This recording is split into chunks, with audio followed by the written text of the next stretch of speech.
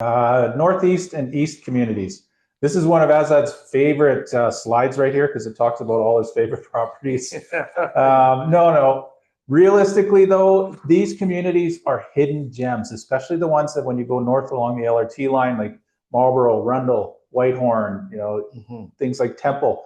These types of properties, they were built in the 60s and 70s, just like Acadia, just like Fairview, just like Haysboro. So they have the same types of properties. Blocks and blocks and blocks of single family homes, 1,100 square foot bungalows on 50-foot lots with a back lane so you can have a rear detached garage. Easy to suite these properties and high demand for rentals. Yeah. You know what? Whitehorn's going to be the next Haysboro. I'm telling everybody. You know, I go into Whitehorn, we drive through there, people look after their lawns. You've got the hospital down the road. You've got Sunridge Mall not far. You've got the ring road there, easy access. You've got C-Train. I've actually, for some reason, I was on a train just to test how long it takes to get from Whitehorn to downtown, and it was 17 minutes. I couldn't even believe it myself. You know what? Those areas, Rundle, Marlborough, they're going to continue to go up just because it's affordable. What happens in Calgary, and it happens every time we get an increase, what happens is the Northwest gets too expensive for people, so they're forced to go to the Northeast. And we know not everyone wants to be in the Northeast, but it's going to continue to get better and better. Now, there are some, and I might just throw this in there, some areas where you have to have thick skin as a landlord. If you really want to cash flow, some of these areas will cash flow. Forest Lawn, Dover, Albert Park.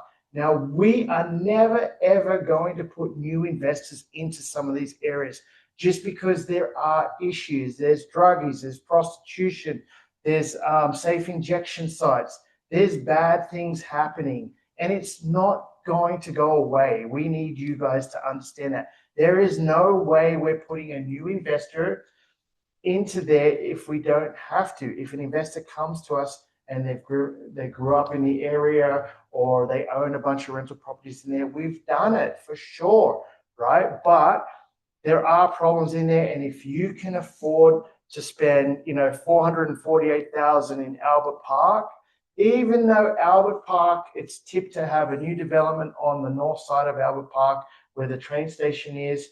That's some low-income housing actually going in there up on Memorial.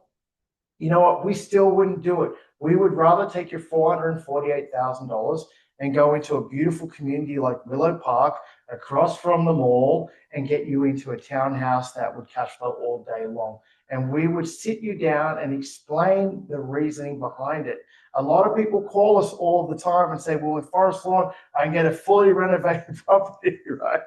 Well, yeah, maybe go check out what's happening at 4 in the morning and then decide that's what's happening in Forest Lawn, fireworks, right? And then decide if you really want to go there. We are so, we want to protect our investors so much that we actually went to Forest Lawn and interviewed a tenant. It's on our True TV. That's how far we went to get her advice for people wanting to own there. Taradale, Saddle Ridge, you know what? There's some beautiful communities and a beautiful thing happening about Calgary right now. All you had to do was go to Stampede this year and you would realize it. I've never seen so many ethnic people in Calgary before in my life. I could tell you, I moved here in 2000, and I could count how many ethnic people were around, and these days, this city's exploding and I love it. And so people moving from Toronto or Vancouver, they want to be within, or moving from overseas, they want to be in their communities, right? And so if if we come across someone who's Indian and that, is within that community, there is nothing wrong with owning, and there's tremendous value out there as well. You just have to watch a couple of things, especially with the Filipinos. We know what goes on there. You guys say you're going to have one family in there, but there's 3 families living with you. So it has to be safe. That's the only thing. That's all we ask.